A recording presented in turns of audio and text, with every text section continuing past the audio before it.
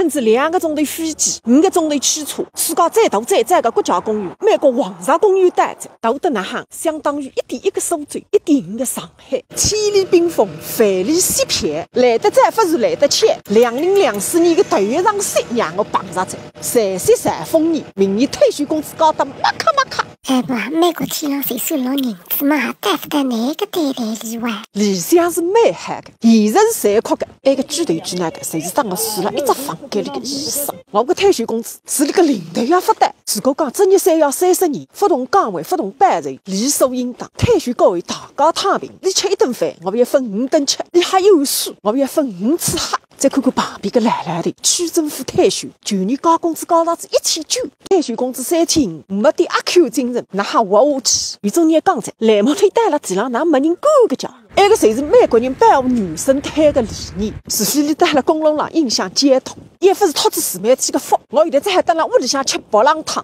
啥个蓝天白云，青山绿水，温泉瀑布，甘泉森林，洋鸭西施，波光粼粼。现在还等了电视里向看看，梦头里向想想。阿爸，阿查是讲，你们可以3年2头到风雨几知道革命工作，啊，国民没鸟咪没意思哇。说实在话，也不是这样子自媒体的光，我到风雨几个来杯，有可能永远不会认得。